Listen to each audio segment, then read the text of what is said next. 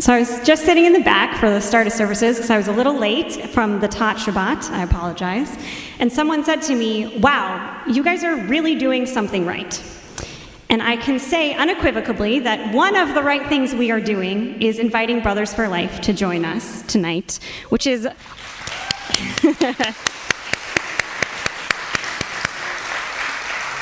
I'm just looking at Lydia and Eric, who were really the inspiration for this night. Is it almost 2 years in the making getting to this moment, if not more? So this Shabbat, we are so honored as a community to be joined by a delegation from Brothers for Life, or BFL, as you'll hear them referred to, a nonprofit organization focused on the rehabilitation of injured Israeli vets. BFL was founded in 2006 by Rabbi Chaim after the start of the Second Lebanon War, when he saw the influx of young disabled veterans. Think about that phrase, young disabled veterans. He was moved to act and saw the acute need to support and rehabilitate these holy individuals who had just injured themselves while serving the country and the Jewish people, and he decided to do something. In the last 20 years since he made that decision, BFL has grown from an idea into an international network with wraparound services that has served over 3,000 brothers and counting. BFL's mission is to empower injured combat soldiers to help recently injured combat soldiers reclaim their lives, fulfill their dreams, and continue to serve and inspire the Jewish people. BFL's work starts at the hospital. Immediately after soldiers are injured, they make a shidduch and personally match a soldier with someone who has a similar injury, showing them that they have a path towards hope and healing immediately, right from their hospital bed. Part of BFL's holy work involves sending healing delegations, like the one we are hosting, that we are so grateful to have with us. Since October 7th, BFL has sent 20 of these delegations to 16 communities around the world. So healing delegations, you're probably wondering what that means. It's a group of 12 brothers who are past the most acute medical stage and are onto the soul healing part of their journeys. And they come to Jewish communities internationally to be hosted and filled with love and pride in themselves and what they have done and what they represent to all of us.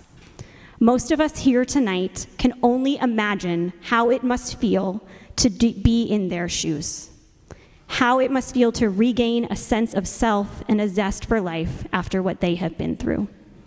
During these weeks, they spend time bonding with each other and their host families. We have 7 amazing host families. You guys raise your hands to be recognized. If you're a host family, you're all sitting right here, really doing incredible work. You can stand up. You're right. Yosef, you're right. You can stand up, host families, if you want to. You don't have to. Okay. We're going to call you up later, so don't worry. They spend time with their host families. They are healing through group sessions, and they are also touring around the city. They've seen a lot of things. I know they went to Alcatraz earlier today. How was it? It was good? What you wanted? I'm guessing many of us in this room have not been to Alcatraz, but I'm glad that the 14 of you guys have. It is a program that is profoundly meaningful for all involved, for the soldiers themselves, for their host families, and especially for the communities that are hosting them. At times like this, when our Jewish community can feel so fractured and the distance between America and Israel can feel so large, it is so important to have direct human-to-human connection grounded in shared humanity, empathy, and love that cannot be underestimated. So tonight, we are very honored to hear the story of one of these brothers, a big brother, Yosef, who is hosting the San Francisco delegation. Yosef Abramson is 31 years old and the proud father of 4 children. He was injured during his service as a sharpshooter in Operation Protective Edge in Gaza in 2014. This is his 3rd trip with BFL, correct?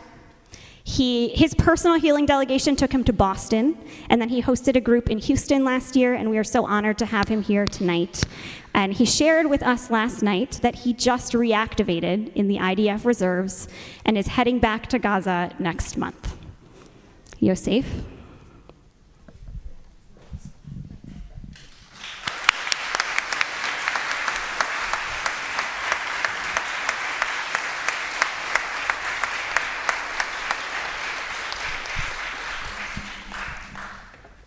Wow, what an audience. All right. First of all, I just want to say a big thank you to all of you for hosting us here. It's a real honor to get to know this amazing community and be a part of these families for a week. We wish it could be longer. Hopefully we'll get here next year again. I'll quickly tell you a bit about myself, tell you a personal story. I can go on and on about this organization, about Brothers for Life, for hours.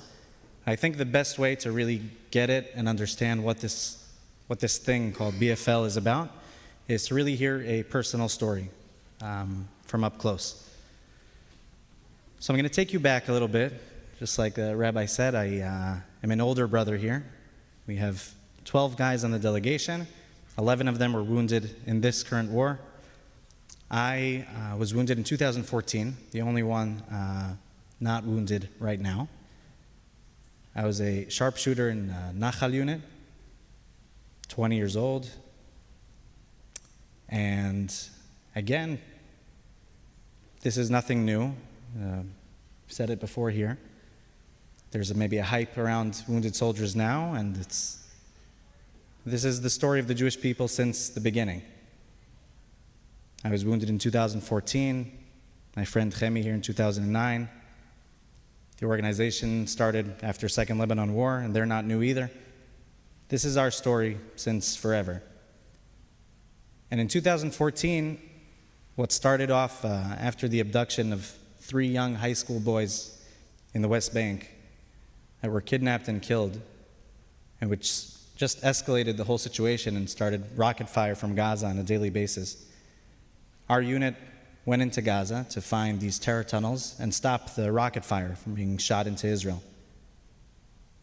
And one of the days during the operation, me and my friend, we go into this building, and it's the middle of the day. It's crazy hot in August, and we go into this room on the other side of the building. It's just me and my good friend Yossi.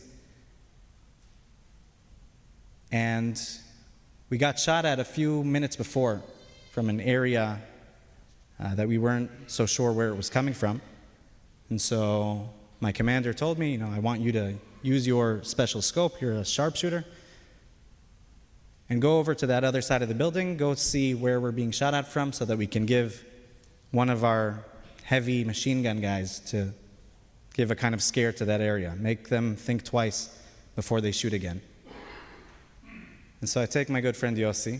We've been through a lot together. Anyone will tell you that if you go through these really special friendships in the armies, and unlike anything else.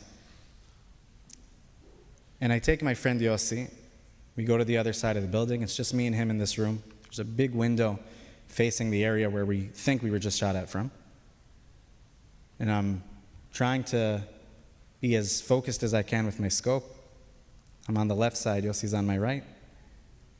And just out of nowhere, we start getting blasted. Just nonstop shooting. And I quickly find myself with my back against the wall, and I shield my face, my head, with my left arm. I can feel very sharp pain. Didn't know what it was at the time, didn't want to look at my arm, but I felt it. And while this is happening, I hear scream and thud and fall to the floor. Who can it be? Yossi. And so I crawl over to him, and I have to tell you, I'll stop for a second and just say that I am a huge movie buff. I've seen everything, and I may have gone into this situation a little full of myself. I've seen it all. I watched Platoon. I watched Saving Private Ryan. Nothing can surprise me. Nothing can scare me, right? I know what it's like to see a wounded soldier screaming for help. And I was so wrong. I get to Yossi, and I'm expecting to hear my friend screaming for help. None of that. I find Yossi just laying on his back, staring at the ceiling and making weird noises from his mouth. Just, that really freaked me out. And I'm just trying to do whatever I can to help him. Shooting is still going on. I feel like the room that we're in is just being shaken. Everything's all over the place. Holes in every wall. And the worst part was the noise. That, to me, is something I can hear till this day, sometimes in different situations. Just that non-stop automatic shooting that won't give me a second to think of what I do next. And all I want is a second of quiet to understand what I need to do for Yossi right now. And I know I have to make a very critical decision. Do I take care of Yossi right here and now because, he's losing a lot of blood and he's not doing so well, and every second counts? Or do I pull him out to the other side of the house where we're not being shot at? Because if we stay there any second longer, Yossi can get shot again, I can get shot, and game over. So I decided to pull him to the other side of the house. And the truth is, the whole time I was not optimistic at all. Just watching Yossi and seeing what he looked like, I was kind of saying goodbye throughout that whole time. My unit's busy shooting back, and it's just me and Yossi, and I feel like the most lonely person in the world. And we get to the other side of the house, and I start taking care of him with, the little that I know. I'm not a medic. You do learn a bit as a combat soldier. I'm just trying my best to do whatever I can to help him out. But he does not look good, and like I said, I was kind of saying goodbye.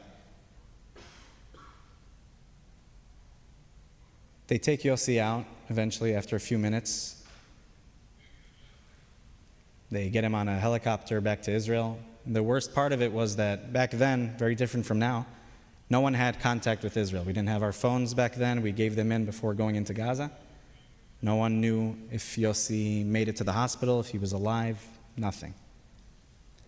And to cut a long story short, me being a very young and stupid combat soldier, paramedic takes care of me there, takes some pieces of shrapnel from my left arm that were stuck.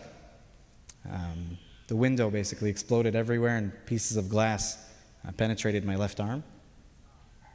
And being a young and stupid soldier, I decided to stay. It's a terrible, terrible feeling leaving your friends in combat. I said, I'll obviously update if something goes wrong, but for now I feel fine. I'm here with you guys. Turned out to be a mistake. There's nothing to do about that now. And a week later, I get a second injury. RPG missile hits next to us. Me and my commander, just from the force of the blow, are thrown into a nearby wall. And that hit knocks me out unconscious. That second injury basically saved my left arm. It's crazy. Pretty crazy thinking about these situations and kind of looking for the good in all of these terrible, terrible circumstances. But this second injury, besides knocking me out, didn't do too much harm, except when they took a look at me, they saw that my arm was badly infected, and I got to the hospital on time to save my left arm, and I'm very thankful for that. I have some nerve damage that I'll have probably for the rest of my life, and it's okay. And the first thing I ask when I see my family there, which is, I have to tell you, like a feeling that I cannot describe in words, seeing the people that I love the most after being so scared to lose them. I see my mom and I ask her, what happened to Yossi? And she says, you don't know? I said, no. And here's where I want to stop for a second and just tell you a bit about this crazy, crazy world called PTSD.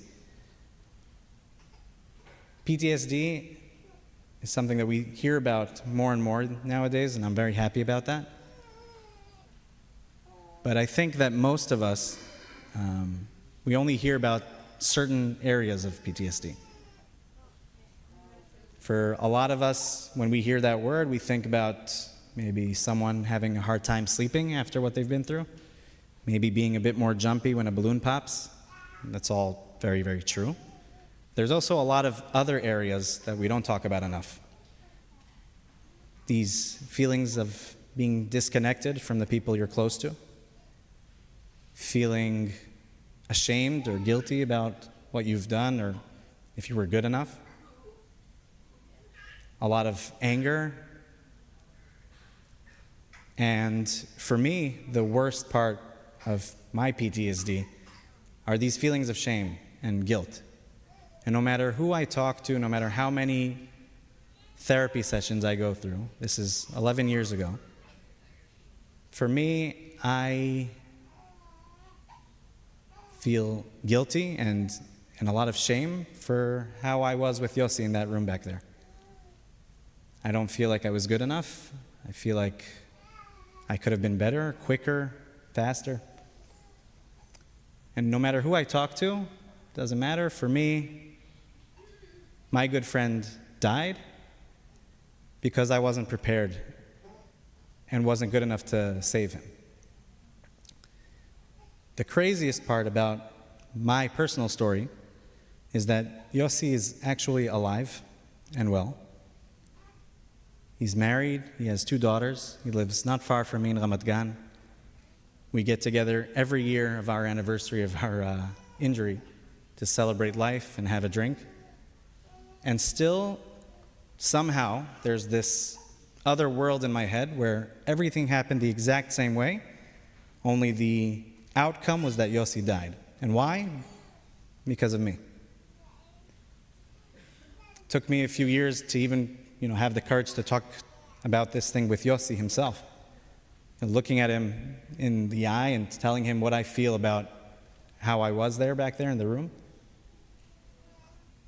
And it can sound a bit crazy sometimes and a little insane, but that's what PTSD is about. It's not always rational, it doesn't always make sense. And it's very difficult to live with. A lot of guys here know what I'm talking about. A lot of them share the same experiences. Some of us are wounded physically, some of us are wounded emotionally. I personally don't believe that anyone who is physically injured doesn't also carry something emotional. But my injury story ended positively. I had to start learning how to use my left arm again and get it to work. But things were okay. And then October 7th happens. This is 10 years after my injury. And like I said, leaving your friends in combat is one of the worst feelings in the world. It's 10 years that I didn't have reserves. No matter who I spoke to, they wouldn't take me back. And then October 7th happens, and one of my good friends from my unit dies in Kibbutz Kerem Shalom. Yedidia Raziel lived there with his wife and kids, was one of the first responders for the attack. And like my commander says, we have very, very few success stories from October 7th. That was a big loss for all of us. But Kerem Shalom was one of our success stories. Yedidia and his friends that were the first responders in that kibbutz were able to block all of the terrorists from coming in, saving everyone except for him and a friend of his. And this happens, and I know that my place is back with my unit. I don't know how I'm going to do it, but it's going to happen. And I speak to whoever I can that's still in the army to get me back into my unit. I tell them, I promise you, I'll show you that I'm still a better sharpshooter than all of you without an injury.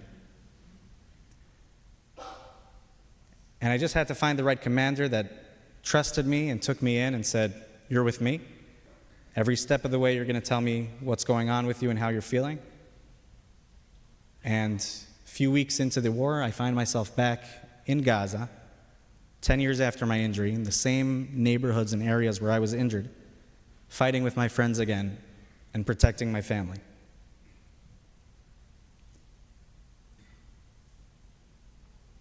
Again, a feeling that I don't know if I can describe to you. Being back there on 2 feet instead of unconscious on a stretcher, it's one of the most amazing feelings. And I knew that this is where I'm supposed to be. This is where I need to be when this happens to my people. It's not something I want to do. It's something that we need to do because we're in the worst neighborhood that you can imagine.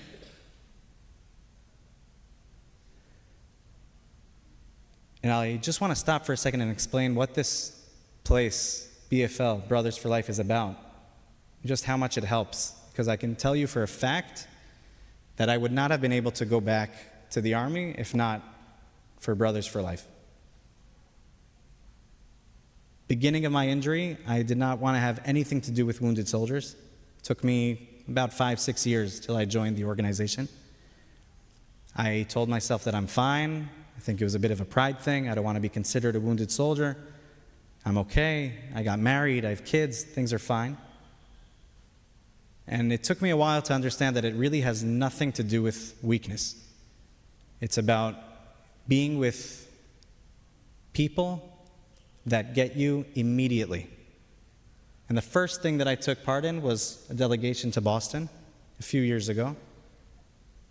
And I remember thinking, this will be fun, this will be nice to have. I'll be with a bunch of guys in a place that we can just do whatever we want. And I shared with these guys that I didn't know before, more than I've shared with my wife and my closest friends from childhood over 6 years of my injury. I understood the power and strength of Brothers for Life. A lot of times we say it at the Beit Achim, at our brother's home in Israel, that when you walk into here, you have to put your Superman cape outside, put it up there on the wall. You're not walking in with it. Everyone here is the same. Everyone gets you. At the same time, you're also nothing special. We're here to help you, and this is not a place of pity.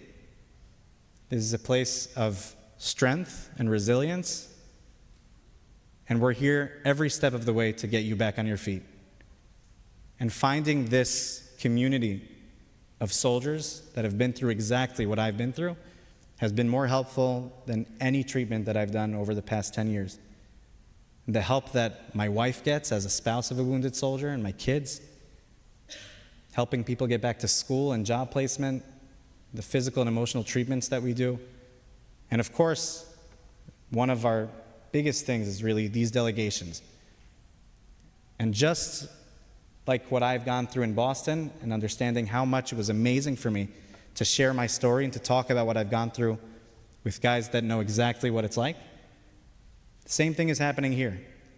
I'm not going to mention any names because it's private, but we've been talking this week. One of our friends here mentioned that it's been a while since he's been able to get excited from anything, and here he feels like he's finally able to do so. Another friend of ours here said that for a while he had to wear his sleeve on his arm for a long time because he's ashamed of his wounds and his bullet wound. Here he feels like he can do it freely. Among the brothers, you feel kind of like Superman again. And a lot of that is thanks to being in this community right now, being partners with these amazing, amazing families all over the world that are supporting us and giving us that warm hug and just unbelievable help and support. And we really, really have so much to thank you guys for allowing us to do this together. It's really, really special, and I just want to say thank you to each and every one of you, and hope that whenever you get to Israel, you know that you have a place with us as well at Brothers for Life. And we really look forward to keeping this relationship going for many, many, many years. So thank you very, very much.